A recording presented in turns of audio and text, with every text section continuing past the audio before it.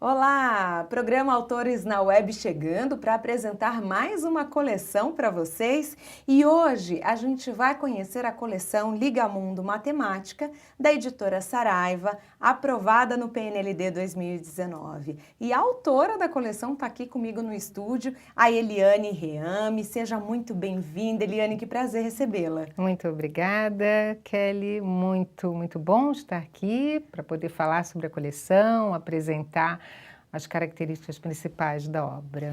Olha, antes até da gente apresentar um pouco sobre a estrutura, falar das sessões, eu queria que você nos falasse um pouco sobre essa coleção. Sim, então vamos comentar alguns aspectos bem gerais. Essa coleção, ela tem um histórico grande, um histórico que começa em 1998, com outras coleções também aprovadas no PNLD. Muitos ouvintes ou muitos professores provavelmente as conheçam. Começou com a coleção Matemática Criativa, passando pelo Linguagens da Matemática, coleção Plural e no último PNLD, todas aprovadas, a coleção Coopera. A coleção Ligamundo, ela nasce, né, desse histórico de obras. Ela faz parte da coleção maior, da coleção Ligamundo, com os outros componentes curriculares, e de uma forma bastante integrada, uma voz, né, que une todos os componentes curriculares, com uma coleção com vários aspectos que marcam a sua identidade. E como que ela foi estruturada? Como que a gente pode falar dessa questão? Muito bem. A coleção ela foi estruturada em 5 volumes, atendendo cada um a um ano escolar, primeiro, segundo, terceiro, quarto, quinto ano. Cada volume ele é formado por 9 unidades e essas 9 unidades, o que caracteriza principalmente a estrutura é o fato dessas unidades elas contemplarem os 5 grandes eixos de matemática, os 5 grandes conteúdos, os campos de conteúdos de matemática, ou como a BNCC se trata, as unidades temáticas, que são números, álgebra, geometria, grandezas e medidas e probabilidade estatística. Uma característica marcante, que é o que caracteriza sobremaneira a coleção, é o fato de explorarmos todos esses campos de conteúdos nessas diferentes unidades, não de uma forma linear e fragmentada, mas em cada agrupamento de unidades que nós pensamos e organizamos ao longo do volume, ao longo de cada volume e ao longo de toda a coleção, portanto. E como que a organização desses conteúdos foi pensada? É alguma proposta nova? Muito bem. Não é uma proposta nova, Kelly. Isso, como eu disse, isso tem um histórico lá atrás, né, no nosso trabalho inicial. O que está por trás dessa organização de conteúdos, e acho bom destacar esse aspecto, são os nossos pressupostos teóricos e metodológicos. Bom, no que diz respeito aos pressupostos, aos caminhos metodológicos teóricos que nós escolhemos, eu ressalto a nossa visão sobre o que entendemos de concepção de como o conhecimento se constrói, como os conceitos se constroem. E nesse sentido eu estou me referindo a 2 grandes metáforas. Uma delas é a ideia de rede, né? Então, o conhecimento entendido como uma trama, uma rede formada por nós. E no nosso trabalho, esses nós são exatamente as ideias da matemática, os conteúdos matemáticos tratados na escola. Então, diferentemente de uma abordagem linearizada, uma abordagem com começo, meio e fim, fragmentada no tratamento desses conceitos, nós entendemos que para construí-los devemos fazer muitas relações entre os significados desses conceitos. E isso se dá na obra, quando articulamos essas unidades mais ou menos organizadas em bimestres, de modo que esses temas, esses assuntos estão relacionados nas unidades, pelas unidades temáticas, mas na medida em que também esses significados vão crescendo de uma maneira que só amplia a rede conceitual daquele tema que está sendo tratado. Daí a outra imagem metafórica, que é a ideia da espiral. Então, ao mesmo tempo que eu relaciono ideias e conteúdos matemáticos, eles também aparecem crescendo, ampliando os seus significados cada vez mais ao longo da escolaridade básica, especificamente aqui no trabalho com o 1º ao 5º ano. E os aspectos metodológicos e didáticos, como que eles foram organizados, como que eles foram pensados, o que a gente pode destacar? Muito bem, então alguns aspectos. Eu acho que o primeiro deles é como esses pressupostos teóricos se transformam, né, nesses aspectos metodológicos, ou como eles influenciam e como isso ajudou na organização da obra. Então, a obra foi pensada em 9 unidades cada volume, e essas unidades estão diretamente relacionadas a uma das unidades temporais do trabalho escolar, que são os bimestres. Por toda a nossa experiência, né, na escola e com o trabalho do professor, nós organizamos então o material em 4 bimestres, a organização dos conteúdos em 4 bimestres. A gente tem algum slide aqui, não tem? Desse que ilustre esse formato, essa organização? Tem um pouco mais para frente, quando a gente vai falar especificamente, sim, sobre um dos aspectos metodológicos. Mas antes ainda, Kelly, vamos voltar um pouquinho para dizer que é essa organização que o livro se propõe a fazer das unidades. Então, as 3 primeiras unidades mais ou menos estão relacionadas ou podem se relacionar ao tempo didático de um bimestre do professor. As unidades 4 e 5, o 2º bimestre, 6 e 7, 3º bimestre, e 8 e 9, o 4º bimestre. E é dessa forma que os conteúdos desses 5 eixos vão aparecendo de forma crescente. Então, esse é um primeiro movimento de organização metodológica e didática. O segundo movimento, e aí sim já vamos trazer algumas seções da coleção que vão nos exemplificar alguns pressupostos metodológicos. O primeiro deles, o mais importante da coleção, e sempre foi e continua sendo, é a abordagem do nosso trabalho pelo viés da resolução de problemas. A resolução de problemas entendida de 2 maneiras, podemos dizer. Uma delas um pouco mais ampla, quando entendemos que a metodologia de resolução de problemas é uma metodologia de investigação, que propicia comunicação, que propicia o trabalho colaborativo e que não aparece apenas nos exercícios, não é apenas traduzida em problemas matemáticos, mas de uma maneira geral, que guia todo o trabalho de matemática proposto pela coleção. E o outro viés é como essa metodologia se transforma em aspectos um pouco mais didáticos para o desenvolvimento de algumas noções e habilidades de pensamento. Nesse sentido, o livro apresenta 2 seções bastante marcantes na obra. Uma delas é a seção Problemateca. Essa seção ela aparece desde a primeira coleção, desde Matemática Criativa.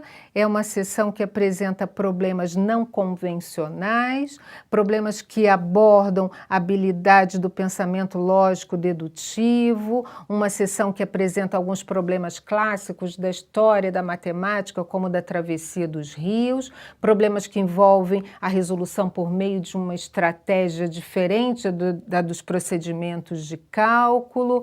É uma seção bastante rica, está presente em todas as unidades de cada volume. Outra seção que contempla essa metodologia é a seção Resolvendo Mais Problemas, que também se apresenta também está presente em todas as unidades de todos os volumes, além dos problemas que abordam determinada ideia matemática que foi explorada ou que será explorada, avançamos nas propostas de criação de problemas, de reescrita de problemas, tentando abarcar o máximo possível de habilidades relacionadas ao processo de resolução e de elaboração e de criação de problemas pelos alunos.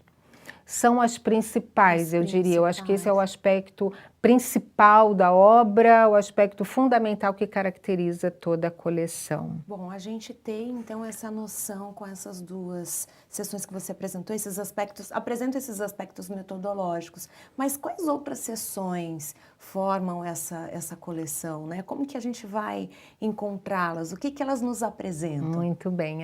Toda a coleção, ela traz sim diferentes sessões, porque elas dão mobilidade no trabalho do professor em sala de aula, elas fazem uma quebra importante no uso do livro, né, com atividades que exploram determinados conteúdos. Então, as sessões têm várias funções.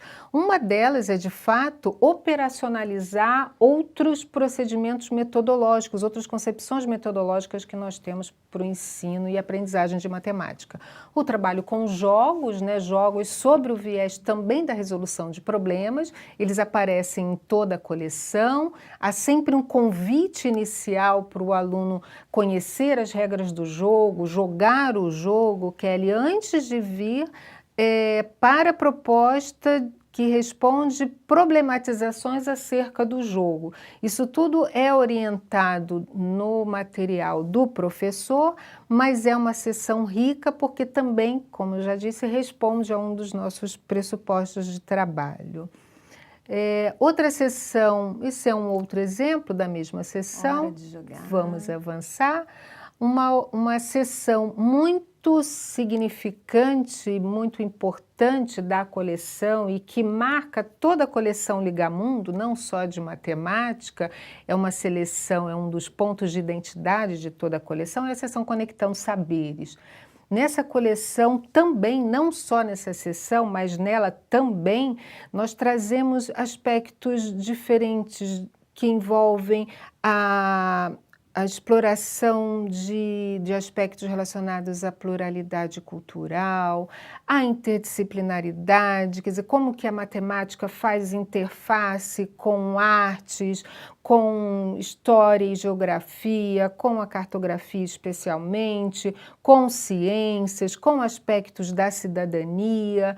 Então, essa é uma sessão que pode promover a criação de um projeto na sala de aula pelos professores, ela pode convidar os alunos, os professores a elaborarem um projeto. É uma sessão sempre muito bem convidativa. Rica, bem convidativa, ela sempre vem recheada de imagens, né, e de textos também. Outra sessão que também é bastante importante, por conta da nossa preocupação no ensino de matemática, essa sessão Como Você Calcula, é uma sessão que aborda e que problematiza e que apresenta diferentes procedimentos de cálculo, Kelly, diferentes daqueles convencionais, aquele que nós aprendemos aqui, né? na escola. Não foi assim que eu aprendi. Então, essa em especial é uma sessão que chama atenção para a importância do material manipulativo na matemática, que traz uma abordagem de procedimentos a partir dos quadros numéricos, muito trabalhados pelos professores na escola, a partir da reta numérica, e isso cada vez mais está tomando um espaço muito importante no trabalho da matemática, não só aqui no Brasil, mas em outros países também, e nessa sessão foi um dos caminhos que encontramos, enfim, que elaboramos para desenvolver esse aspecto do ensino. Muito né? legal. A sessão Cálculo Mental, o Calcule de Cabeça, é uma sessão que decorre dos diferentes procedimentos de cálculo e exige do aluno, enfim, exige no sentido de convidar o aluno a resolver cálculos sem o uso do lápis e papel, recorrendo a diferentes ideias que estão relacionadas ao sistema de numeração decimal, às ideias das operações e também, mais uma vez, presente em todos os volumes, em praticamente todas as unidades de toda a obra. Tem mais sessões. Tem mais sessões. Tem a sessão Faça a Sua Estimativa, que é uma sessão que também privilegia, né, a importância do aluno arredondar, aproximar, estimar quantidades, pensar nos possíveis resultados das operações, pensar nos possíveis resultados de medida. Então, é uma seção que está muito próxima dos procedimentos de cálculo, mas também de outras habilidades relacionadas ao currículo, né, ao próprio currículo de matemática. A seção Ler e Escrever em Matemática, tem 2 exemplos na tela, é uma seção que explora muitas habilidades que fazem parte do trabalho com a língua portuguesa. Então, nós estamos, no fundo, falando ou dando atenção ao desenvolvimento da competência leitora e escritora em matemática. A gente vê que tem um texto ali, né? Nesse caso, Kelly, muito bem observado, é o estudo, quer dizer, é um trabalho que se faz a partir de diferentes portadores textuais e de diferentes gêneros. Nesse caso, é uma exploração de um poema, né, da Maria José Nóbrega, um texto específico, e que tem uma narrativa que envolve números e que envolve cálculos. Na outra página, essa seção aparece como uma possibilidade de síntese dos conteúdos matemáticos de um determinado conceito que a obra vem apresentando e o aluno vem estudando. Uma seção importante, e já vou falar dela e da próxima, a seção Mais Atividades, presente em grande parte do próprio volume, né, de cada volume, de toda a coleção, bem como a seção Vamos Retomar, que são 2 coleções que vêm para atender a necessidade e a importância da sistematização dos conceitos que são explorados na obra. Sistematização é uma palavra muito larga, muito ampla, e muitas vezes vemos diferentes significados que são dados a essa palavra. Na obra Ligamundo Matemática, certamente o professor não vai encontrar listas exaustivas de exercícios repetitivos para que o aluno faça. Entendemos a sistematização como possibilidade de oferecer para esse aluno diferentes tipos de questões, de exercícios, de atividades sobre um mesmo conteúdo que ele já teria trabalhado ou está trabalhando, mas com diferentes facetas, um olhar diferente para uma mesma ideia. Então, é isso que aparece nessa sessão de retomada de conceitos anteriores, revisitando sempre de uma maneira diferente, e na sessão Mais Atividades. Eliane, foi ótimo poder entender um pouco mais, conhecer essa parte da coleção que é voltada para o aluno. Queria agradecer mais uma vez a sua presença. Muito obrigada, Kelly, da mesma maneira. Foi ótimo poder falar sobre a coleção. E eu vou aproveitar e deixar um recado para os professores, para os coordenadores, dirigentes de escola. A escolha do livro didático é sempre um movimento bem complexo, né? Então, o recado é: analisem as obras, folheiem, amadureçam, né, a obra, conheçam mesmo e abram e manipulem, e olhem o sumário, e olhem para dentro do livro. Porque são 4 anos, né, de trabalho na escola. Então, eu desejo uma excelente escolha, uma excelente adoção, uma adoção consciente, uma escolha bem adequada ao trabalho da unidade escolar. Muito obrigada. Ótimo. Eliane, mais uma vez, obrigada. E você aí que nos acompanha, eu quero te convidar a continuar acompanhando Autores na Web, porque essa foi só a primeira parte. A gente ainda vai conversar em um outro programa sobre as orientações ao professor dessa coleção Ligamundo Matemática. Então, eu espero você no próximo. A gente se vê. Tchau, tchau.